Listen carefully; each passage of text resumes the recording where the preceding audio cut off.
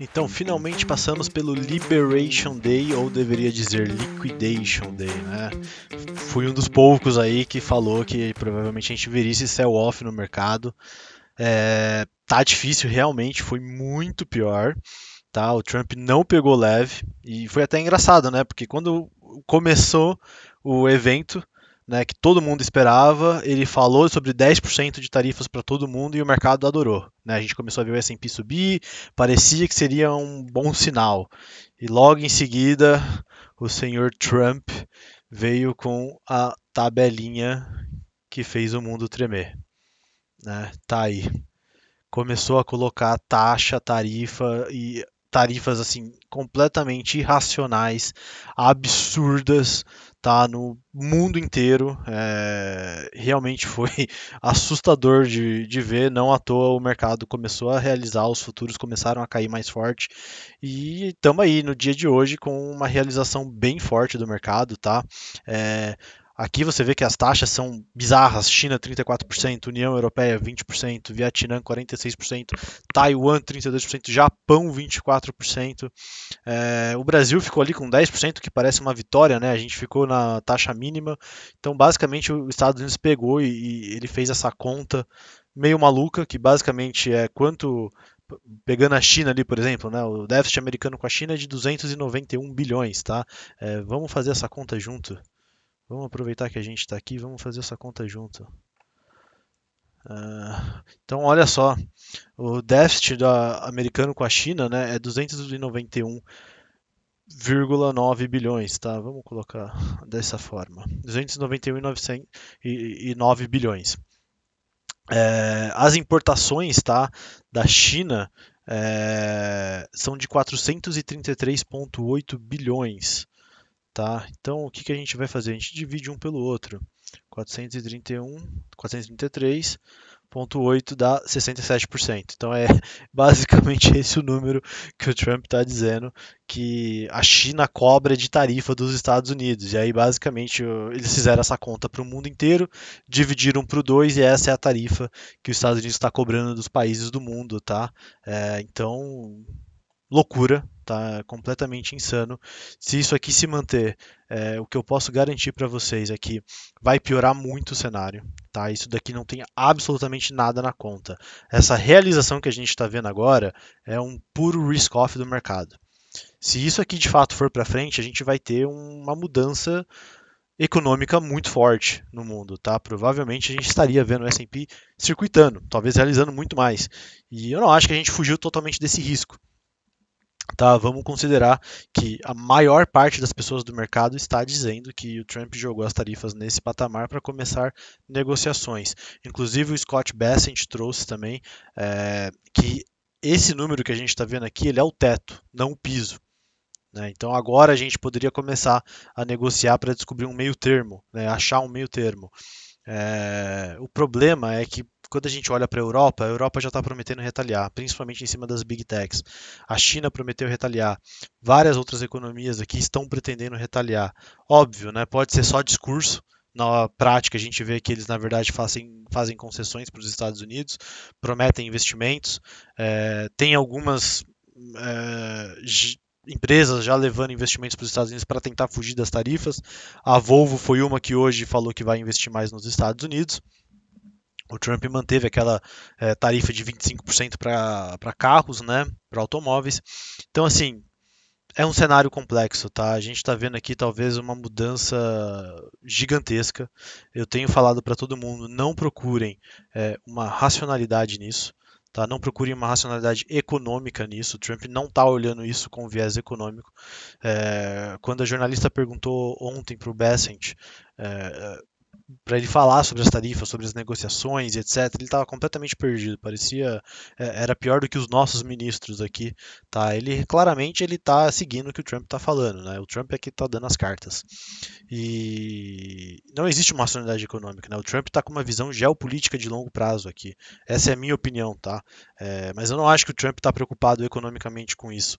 Ele está preocupado em trazer as fábricas para dentro dos Estados Unidos. O Trump quer que a manufatura esteja toda dentro dos Estados Unidos, porque ele quer a independência dos Estados Unidos. Ele quer que os Estados Unidos não seja mais dependente de outros países, que os Estados Unidos não precise mais de Taiwan para produzir semicondutores, que os Estados Unidos não precise mais da China para mão de obra barata, que não precise mais do Vietnã, da União Europeia. Então o que ele está fazendo é querendo trazer todas as fábricas para os Estados Unidos, custe o que custar, porque num eventual conflito, Terceira Guerra Mundial, conflito geopolítico, os Estados Unidos vai estar em uma posição boa. É por isso que ele ataca a Groenlândia, é por isso que ele quer falar do Canadá, é por isso que ele está fazendo as tarifas. Tá? Então eu não olharia para isso com uma visão racional, no sentido de se a economia piorar, o Trump vai pivotar, se os mercados piorarem, o Trump vai pivotar. Eu acho que ele está disposto a ir longe com isso, porque a visão dele é de longo prazo, é para uma visão mais geopolítica. Tá? E para vocês terem uma ideia de qual é o tamanho da trolha, tá? Que a gente está falando aqui, ela não é pequena. Deixa eu colocar esse daqui. Olha só, tá? Esse daqui foi, a gente estava aqui no primeiro Trade War, tá? Lá em 2018. Olha aqui para onde a gente iria, tá? Essa foi uma análise do Goldman Sachs e esse era o basic case deles, tá? A gente acabou indo para um cenário muito, muito pior, tá? Então, de novo, esse anúncio que aconteceu, não não coloquem na conta que isso já está no preço, tá? Não está no preço. Se a gente for para o dia 9 e isso daqui for de fato implementado, o mercado vai piorar muito, tá? E esse é outro ponto importante. O Trump anunciou que as tarifas começariam ontem mesmo, né, no dia 2, e não foi bem assim. Agora a gente tem que dia 5 serão implementadas as tarifas mínimas de 10% para todo mundo.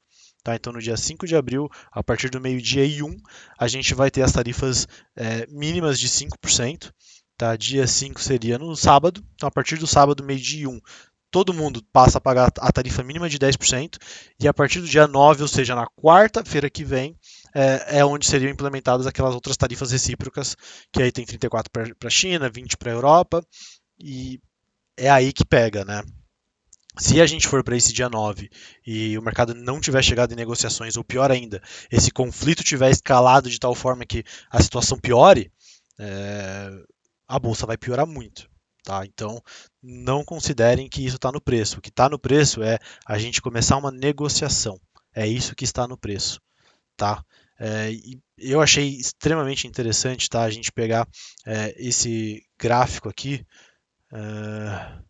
Foi do Tavi Costa que ele postou no Twitter, tá? E eu achei extremamente oportuno de falar, porque olha só, a gente antes, tá? Os Estados Unidos em 2024 teve 2,4% de tarifas para o mundo. Em 2024, 2,4%.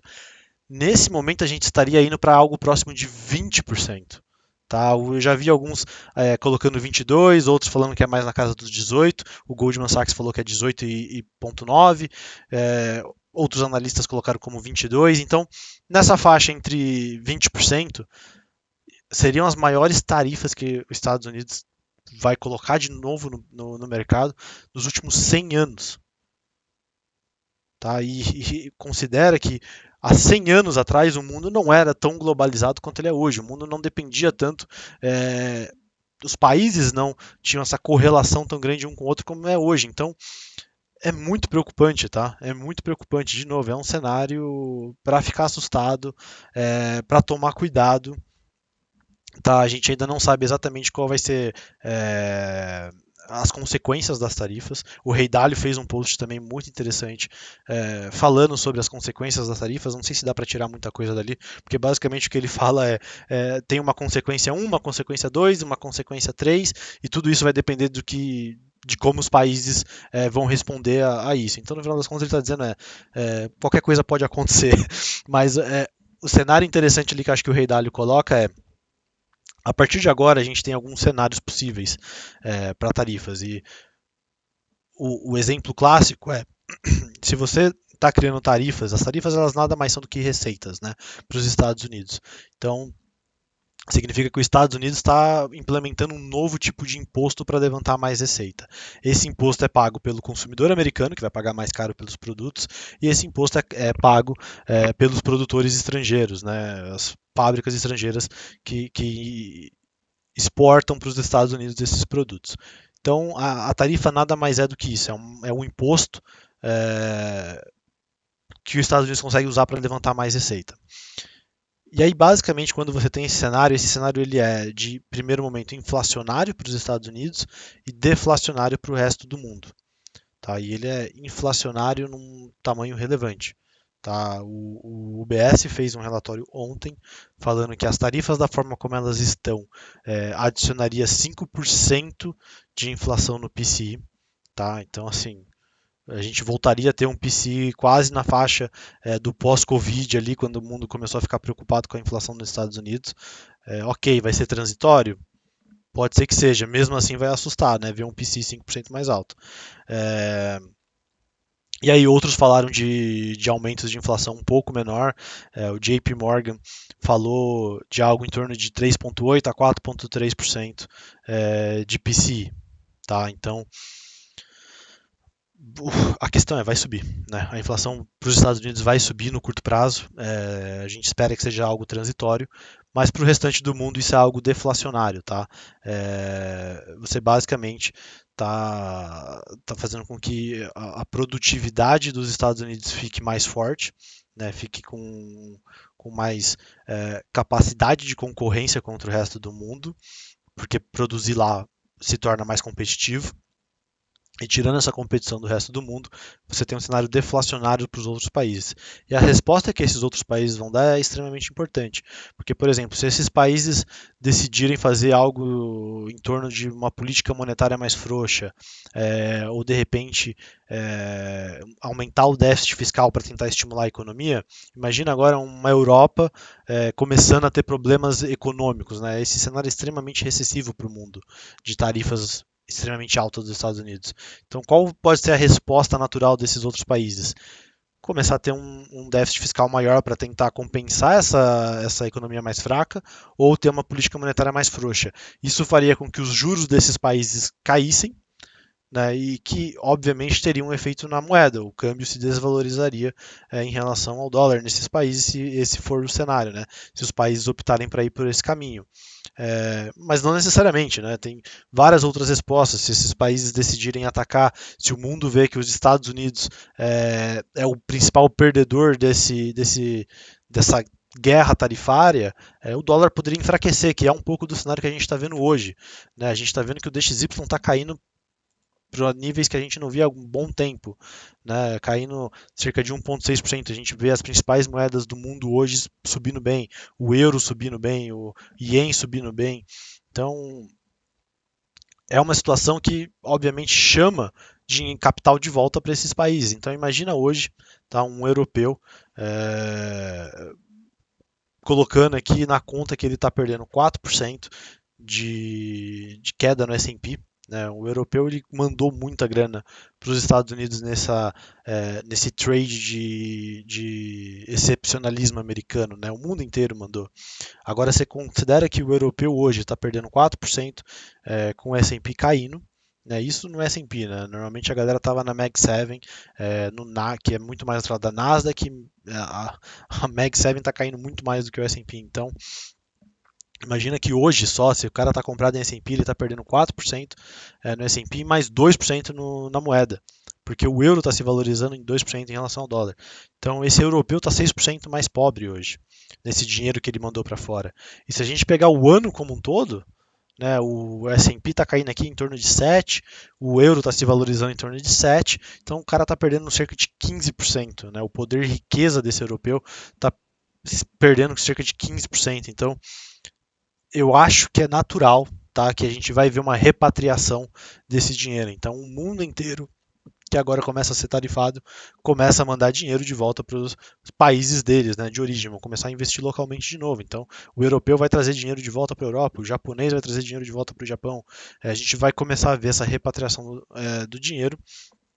E talvez seja um dos motivos da gente estar vendo o dólar bem mais fraco no dia de hoje, tá? E é um play totalmente recessivo para o mercado hoje, tá? Então a gente vê que a bolsa está caindo, ao mesmo tempo o petróleo está despencando, tá? O petróleo está caindo cerca de 6,5%, 7% hoje. Teve também, obviamente que não é coincidência, mas a OPEP aumentou a produção deles de barris de petróleo, cerca de 200 mil barris de petróleo por dia, anunciaram hoje, né? Não foi coincidência, obviamente foi para ajudar a botar mais lenha na fogueira. Então você tem uma queda muito forte no petróleo e você tem os treasuries, né? Os yields dos Estados Unidos estão caindo também, né? Estão despencando com esse cenário, porque apesar do mercado estar vendo uma possibilidade de, de um cenário mais inflacionário para os Estados Unidos, o mercado está bem mais preocupado com essa questão da recessão. Tá? Então o mercado está colocando no preço que as chances de recessão para os Estados Unidos estão aumentando substancialmente. Se a gente olhar nas casas de aposta, a chance de uma recessão já subiu para cerca de 50%. Tá? Então agora o mercado começa a acreditar que esse cenário recessivo ele agora começa a ficar mais viável, ele é possível de acontecer. Tá? E obviamente, se a gente for para um cenário como esse, a bolsa ainda nem começou a cair. Tá? Vou colocar uma outra imagem aqui para vocês. Essa daqui. Esse daqui é um bear market. Tá? Nós estamos aqui, amigos. Nós estamos no início. Se a gente de fato estiver entrando em um bear market, é, a gente ainda tem um espaço relevante para quedas, tá? Ela mal começou, o S&P está caindo cerca de 10% do topo, a gente ainda nem entrou em algo que defina de fato um bear market, né? O bear market ele começa depois de 20% de queda. Então, o Russell 2000, tá? As empresas small caps americanas, essas sim já entraram no que a gente considera como um bear market. Mas o S&P em si ainda tem um grande espaço aqui para baixo, tá? E como o Bessent disse, né, não é um problema, a queda das Mag 7 não é um problema nosso, né, não é um MAGA problem, né? Ele falou Mag 7, it's a Mag 7 problem, it's not a MAGA problem. Então ele basicamente está dizendo que essa queda no mercado de ações é o detox period, né? Algo que eles estão cientes de que vai acontecer. Não está parecendo que eles vão colocar uma put aí, não está parecendo que eles vão pivotar, está parecendo que eles estão dispostos a ir para frente com isso. E ver aonde vai dar, né? Como eu tenho dito, o Trump está num jogo geopolítico de longo prazo. Ele não está olhando para esse cenário com uma cabeça econômica. Eu não acho que ele vai panicar tão cedo. E mesmo que o Trump panique, a gente tem que esperar ele panicar para comprar. Tá? Os mercados só vão parar de piorar, os mercados só vão parar de panicar quando o Trump panicar. E o Trump ainda não panicou, nem parece perto. Né? Agora, para a gente terminar o vídeo, o que poderia fazer o Trump panicar de repente, né? E aí eu vou compartilhar com vocês uma imagem, tá? Que foi do nosso grande amigo Ihara, postou aqui no Twitter. Ele esteve aqui ontem para falar com a gente no Traders Cast. E ele postou essa imagem no Twitter que basicamente mostra aqui qual o tamanho do patrimônio do americano no mercado de ações, tá? Em financial assets. Então, basicamente estão nos níveis mais altos da história. Tá precedendo ali os anos 2000 e os anos 70, que foram dois momentos de grande queda do mercado. O americano tem basicamente um terço do patrimônio dele em ações. Então, obviamente, o americano vai sentir nesse efeito riqueza muito fortemente essa queda no mercado de ações. E aí o que pode fazer com que o Trump panique é caso o americano panique. Caso o americano comece a sentir esse efeito riqueza dele se esvaindo, ele pode começar a ficar bravo com o Trump perde popularidade e aí sim, eventualmente ele panica. Quando a gente olha aqui para as redes sociais do Trump, para os eventos, a gente vê que está longe desse cenário, né? Grande parte, inclusive, dos americanos ainda apoia as tarifas, acha que a visão do Trump é completamente acertada. Se os países tarifam a gente, por que a gente não vai tarifar de volta? Né? Então, ainda parece extremamente popular o que o Trump está fazendo aqui. Vamos ver quando a economia começar a desacelerar. Vamos ver quando a gente começar a entrar nesse cenário de estagflação, uma economia enfraquecendo com uma inflação mais alta. Vamos ver se o americano continua concordando com o Trump e se essa popularidade não cai. Mas, de toda forma, o Trump ainda não panicou e os mercados não vão parar de panicar enquanto o Trump não panicar, não voltar atrás. Tá? Então, eu acho que a gente ainda tem grandes espaços para queda. Eu acho que o mercado ainda é extremamente conservador em relação a isso. O mercado acredita fielmente que vai rolar negociações, tá? E o cenário está apontando que para o outro caminho. né? A Europa tem sido bem forte em relação a retaliar e eu acho que outros países vão seguir o caminho da Europa. Então o mercado está muito, muito, muito crente de que vão ter negociações e caso a gente não tenha essas negociações, a situação pode agravar, tá? E bastante.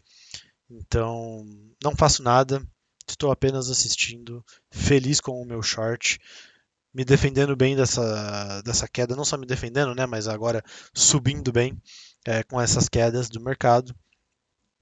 E vamos ver, né? O Brasil está se comportando extremamente bem para um dia como hoje. Acho que o Brasil fugiu bem desse cenário complexo das tarifas. A gente está num cenário excelente. O Lula deveria ficar quieto nesse momento, né? Não tentar atacar de volta. E vamos ficar com essas tarifas de 10%, tá ótimo, para a gente tá ok. Né? E a Bolsa está refletindo um pouco disso hoje. Por outro lado, também acho que se o S&P continuar piorando, dificilmente o Brasil vai subir, né? A gente não vai subir sozinho com o S&P caindo muito forte. Então, para os comprados, torçam para negociações, para os vendidos, torçam para que os países retaliem, ok? É isso, qualquer coisa estamos no TC, muito obrigado, valeu e até mais.